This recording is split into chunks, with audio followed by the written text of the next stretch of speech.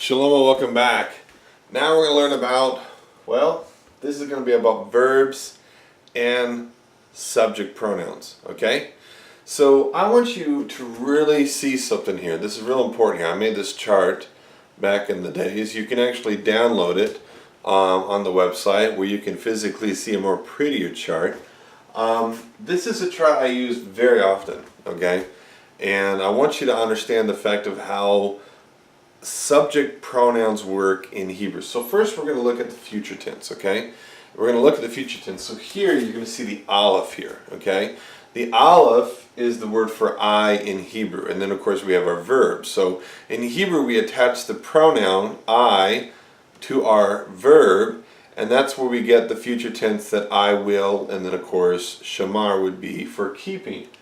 And then we go down here, this is the second person, and you can see the tav, this is where we get the you, and in this part we have tishmor, which is you will keep. So notice I and you, they're attached to the front of the verb, okay? And this is vitally important because when we're looking at how verbs are utilized and we're understanding these things, we have to follow through the fact of knowing that verbs are going to be used in a very special way, and the pronouns have to be attached to verbs that are future or past. And so the next one we're going to look at is you. You're going to see here there's a yud at the end, which identifies this as the feminine form of you, and the yud, the tav that's in the front, which shows us this is a future tense verb. So we have you, tishmri, you will, guard. And then now we're going to the masculine. So the masculine, we're going to see the yuds in front, and then we have the word shmor. So yishmor, he will guard. And here we're going to see the feminine form. The feminine looks very similar to that which we learned when we saw the masculine for you. Okay, so tishmor is she will guard. So how am I going to tell the difference between if it's a masculine you or if it should be a she? Well, that's going to be based on context. Context is really going to sit there and make you really see real clearly whether or not this is going to make sense based upon those exact parameters. Now let's go down here a little lower and let's check out, it's not too low, there we go. Alright, perfect. Alright, so now let's look at this one. Now we're going to get to we, so that's nishmor. So we, this is the nun, it makes the we pronoun, and we have the word shamar. Now we go down to here, this is the you plural, okay? Notice that the you has a vav at the end, which is the u, and a tav in the beginning, so its roots kind of squished in between the pronoun, okay? So you know that this is a plural pronoun when you have this combination taking place. And I'm going to scroll down a little more here so we can get down to the bottom last ones. Okay, so here we have, this is the you for feminine, and we see at the end, we see the na. We see, so tishmor na, and this we know is the feminine plural of you. And then now we go back to the masculine, this is the third person plural, they. So the yud is in front. Notice this is very similar to that of the yud that we used in the masculine form of he. So they. So here now we have the vav at the ending, which is the bottom part. And then of course now here we have tishmorna again. This is the same looking as this one, but this is the word for they. So once again, context is going to be a key role to knowing whether or not this is going to be a they or a you. But noticing the fact that you can see all that's consistent is the pronouns are all in the front. Now let's go look over here to the past tense words, and we're going to start here with shamarti. And so we're going to look at here shamarti. So shamarti, we're going to see the fact that you see now we're having the ending pronouns going to place at the end of the verb. In the future tense, we saw it was placed in the front.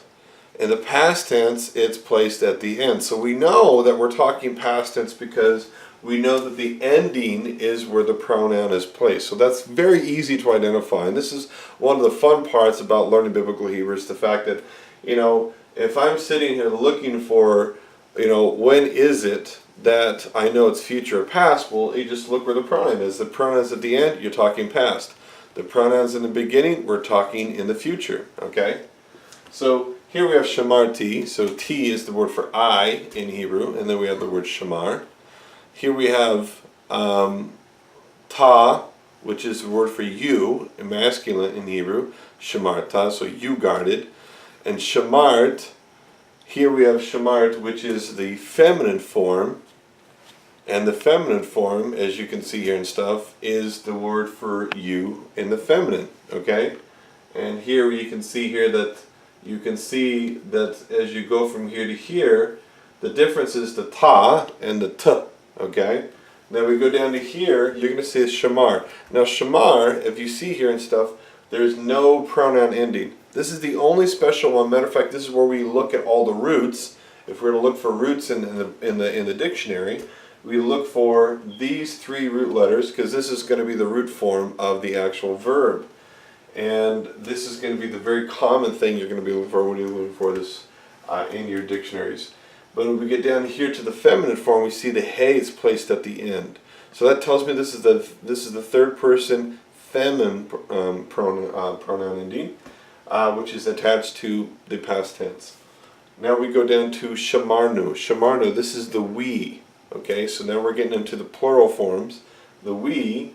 So you can see that over here we had shamarnu, over here we have nishmor.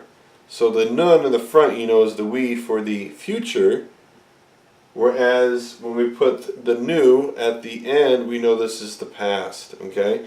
And just think about that. What goes in the future? The thing that's in front of you. What comes to the end, that's behind you, that's the past. That's a very easy way to memorize this stuff. So we have shamar tem. Shamar tem. So tem, this is the word atem, you.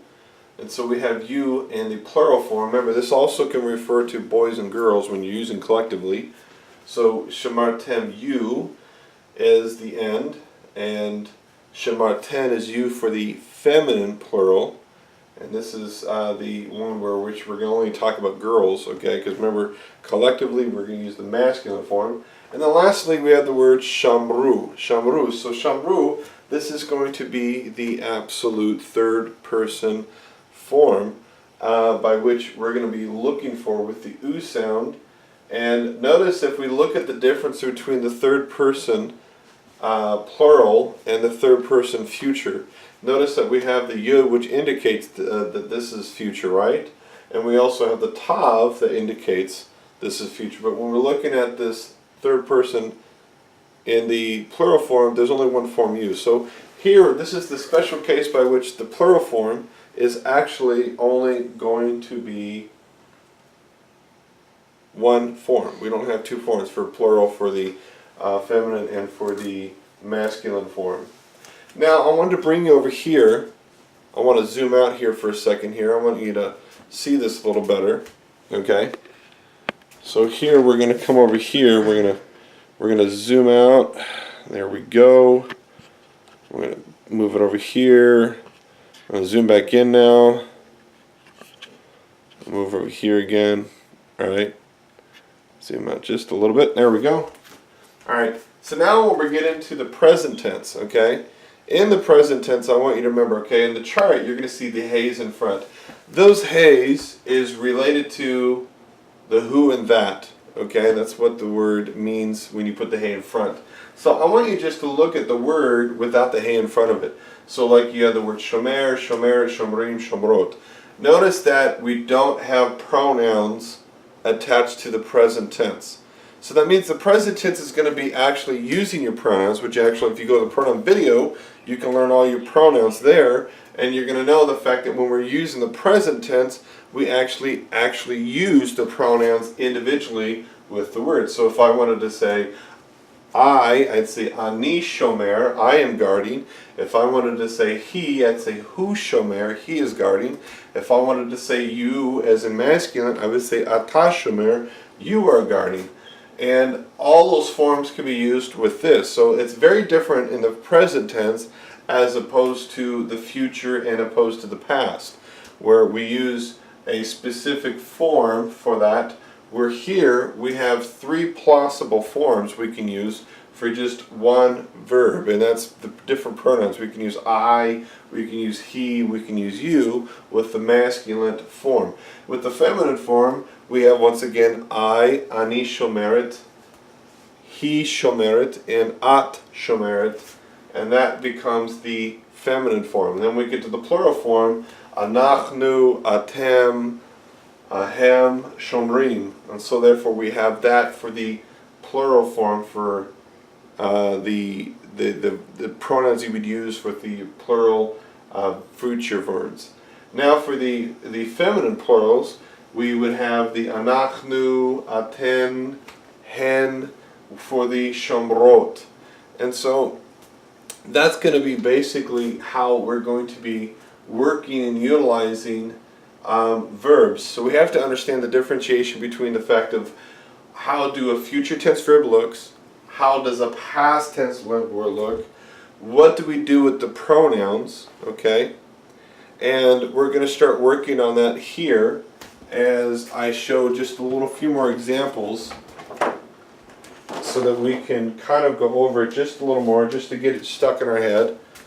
And I want to make sure we got a nice good camera angle, so we got all this part here. Okay, so just to go over this stuff, we're going to just remember how we have to memorize this. I'm going to give you 3 examples just to put this into our brain nice and simple. So if I'm writing a sentence that's going to be speaking in the future tense form, I don't need the word who like I would in the present tense. So let's look at the present tense word and let's write a present tense sentence. Okay, so we can see this. Hu shomer, he is guarding. Okay, if I wanted to write this in the future tense, I don't need the word who. So all I would need is just to write the verb in the future tense form.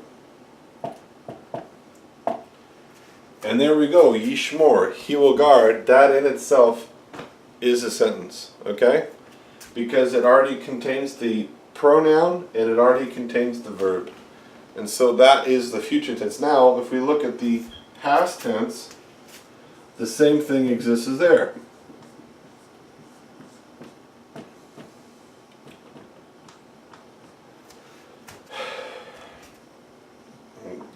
Take those 2 dots off of there and get a little closer here so we can see it. Shamarti, I guarded. Okay, so if I have this here, this already tells me the pronoun is I, so I already have, in a sense, a very simple form of a sentence. Shamarti, I guarded. If I want to add more elements to the sentence, of course, I can add more details and stuff to the sentence. But we know the fact that when we're looking at the pronouns, we have to just remember, present tense, we're going to be looking for a pronoun. Absolutely looking for a pronoun. Future tense, we don't need any extensional pronouns. We're going to have only pronouns that are going to be used which are going to be attached to the verb itself. Past tense, the only time that we will find ourselves using pronouns at times are when we're talking about the third person, which is not always going to be the case, but it can be the case. But we don't have to necessarily use it. So we know that basically the only pronoun ones that we're going to be focusing on that's going to be external is going to be the present tense. All the other ones are going to be attached. So the future terms is going to be always the pronoun we're going to find is in front, and the past forms we're always going to find that the pronoun is used at the end. And I hope you enjoyed this video and hope this gives you an understanding of the simplicities of how verbs work and function, and I'll see you next time.